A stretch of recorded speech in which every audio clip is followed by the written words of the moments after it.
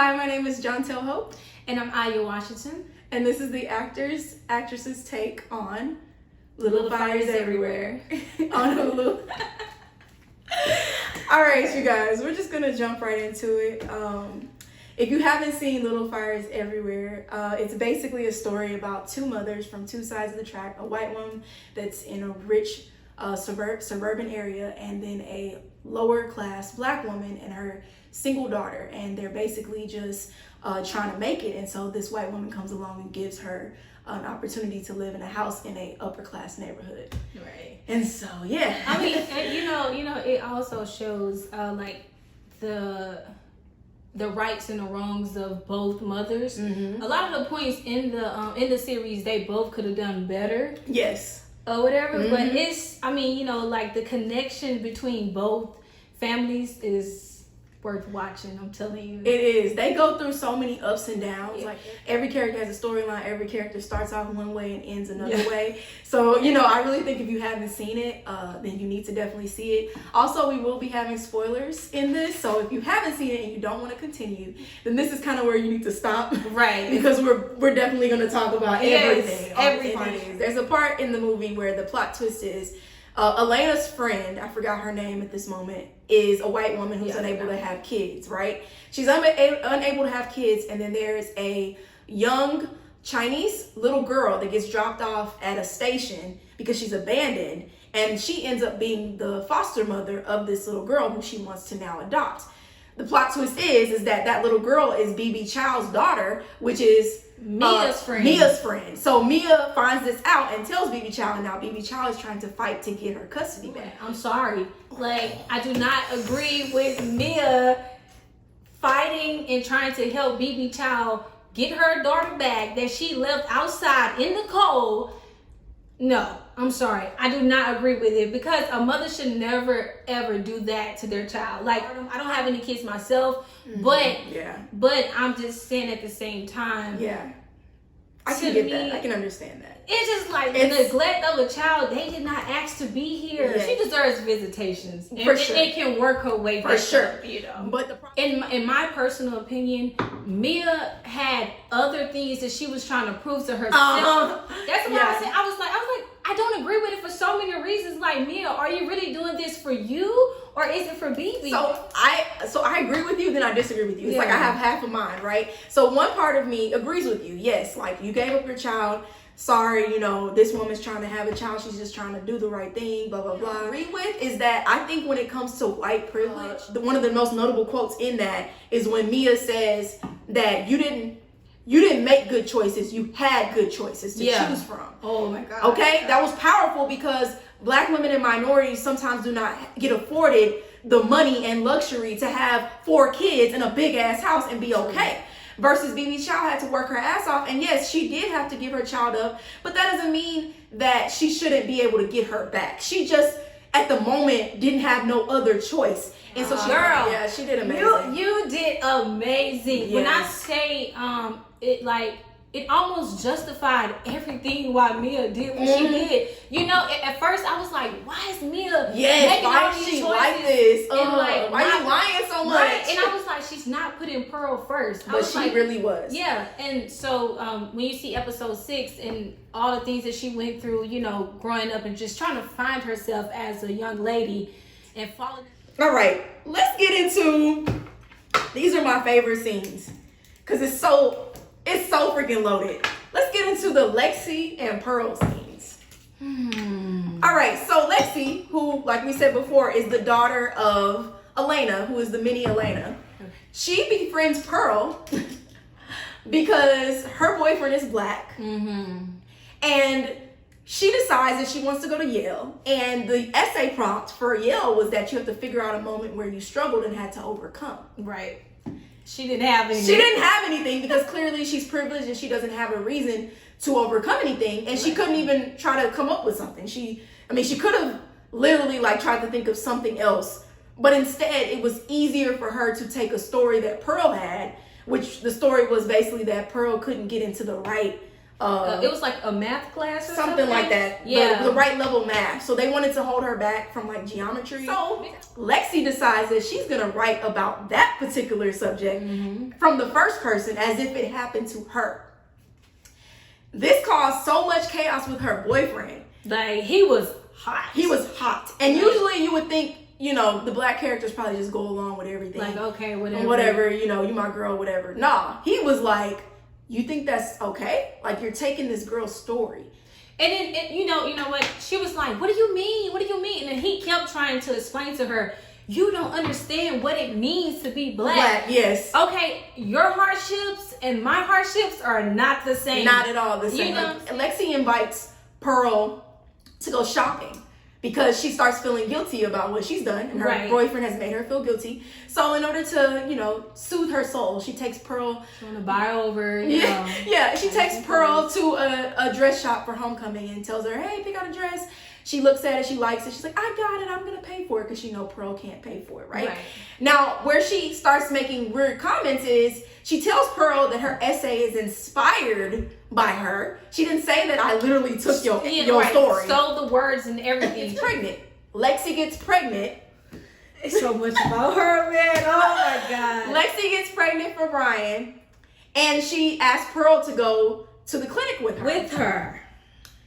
And then proceeds to use Pearl's name instead of her own to get an abortion. Don't even tell her that she used her name until after the nurse came out and said, Pearl. Yeah. And Pearl looking like, what? Yeah. So and Lexi like, oh, I'm sorry. I'm so sorry. But it's okay. In her book, it's okay. Yeah, it's okay. But that's the biggest insult ever. Because you feel like it's okay for me to get an abortion, but it's embarrassing for you to get an abortion. But you're the one getting the abortion. So Pearl, I know, feel insulted. That was the one moment where Pearl really did feel insulted. And it brings me to a quote. It brings me to a quote that Mia says to Lexi. She said, you never even uttered a thank you whenever I was at your house and I was cleaning up after you. But now you expect me and my daughter to take care of you after you get this abortion. She was like, Pearl might do it, but I'm not the one. Her mama, she was done. And then she was like, wash out your own mug. Yes, and please, you know, you didn't leave. Lexi couldn't go home because she know her mom would like be just super mad at her, and it wasn't okay for her to get an abortion. So, you know, of course, they went to Mia's house, and Pearl was like, oh, yeah, you can come to my mom's house. Yeah. Well, she forced her, basically. Yeah. She kind of was like, so do you want me to drop you off at your house? She was like, no, I can't go there. Yeah, and she was Pearl like, going along with it. Okay. And then they ended up taking care of her. Yeah. And it's like, and then she gonna try to say, I had nowhere else to go. You know, Mia ate her up and was like, you got everywhere else to go. She deserved that, though. She did. One of my favorite scenes was at the end. I'm really big on connection between actors. So like one of my favorite scenes was at the end when Mia and Pearl was in the car. Yeah. It was so beautiful because, you know, they stopped by Elena's house to drop the key off because Elena had told Mia, hey, you gotta get out my house, da-da-da-da. Yes. And I'm telling you, Pearl was so sad at first.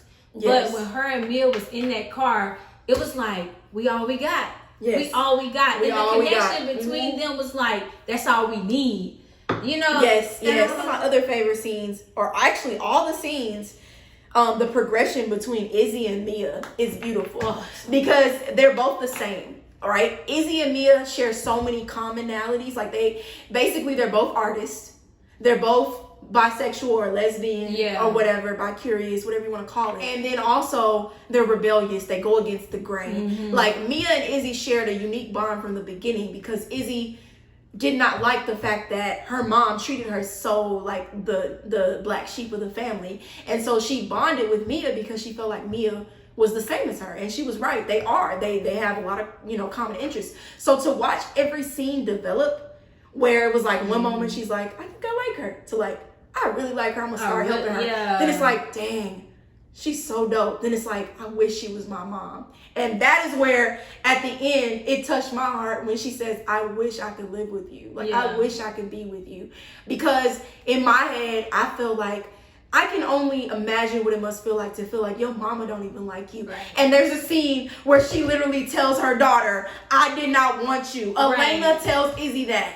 And just imagine having your mama tell you, I didn't even want you. Oh, I'll be. You'll be on fire. If So she would have taken the road that she wanted to take in the first place, she would have been an entirely different person. Yes. You know? Yes. So that's why I saw it doesn't make it right. Not at all. But she's right. Yeah. Decisions is what makes Elena bad. Right. So that's her, it. Yeah. Her decision to not follow her heart, which what? No, I said, well, that's it, but no, it's a lot. It's a lot more. But the decision that Elena made, which we'll go ahead and say that, like, since we're talking about Elena. Right. Elena was originally with a man who was trying to be a writer, and they went to like Paris and they had wonderful times, and she was madly in love with this man. And whenever they were done with their trip, he decided he wanted to stay, and she told him no because she wanted to go on and, you know, move to Shaker and have this family and basically have this ideal white picket fence lifestyle. But truly, like her mom told her, she was following in the light of what she thought she was supposed to do versus what she really wanted to do. Right. Yeah. We need to find ourselves so we won't end up like Elena and taking it out on our children. Yes. Because, you know, we were too young. We didn't make the choice that we wanted to make. Like, it's not right. It's not. I noticed because, you know, I have been working on my directing a lot lately, so I'll just give my little director's touch. I thought some cool things that cinematography is, things that I noticed was Elena's face on fire, which Aya picked up on, was beautiful. It was a great touch. Also, there's a part where they start off the Elena Young, like the Elena Young where she's dancing and she's in Paris. The music and the dancing and like her like in this like void of like fun and vibrancy. It was so beautiful because it showed like that time period, which I think was like the 70s or the 80s. So you could tell like everything was disco vibes and it was beautiful. And then it also parallels to when Elena has to go and get the pacifier from the store, and she starts dreaming. She hears that song come on in the Walgreens or wherever she was, and she goes back to that time where she loved being with this man, and this whole dream sequence. That was really good. Like cinematography wise, it paired together, it paralleled. Also, the dreams that the man was following Mia, that was really cool cinematography. Yeah, you know, at first I was confused. Yeah. I was like, but it's so cool. Like, I can't wait to figure it out. Yes, yeah. So that was cinematically beautiful because you knew that it was a dream and that it was like, he has to have some significance. So I like that. It was a lot of foreshadowing of what's to come. They did a lot of extreme close-ups too. It was so personal. Yes, so personal. So like the physical choices that they chose. Even Elena, she was just always like, you know, she was just always everywhere. But like the choices, because she's a busy person. Yeah, like she tries to keep herself busy to ignore her life. Exactly. So her body language was always like, sense. And the opposite, Mia was always just like calm and slow because that's how she was. But when she got emotional, like you can just tell, like the wall was just coming down on top of her head as she was getting emotional.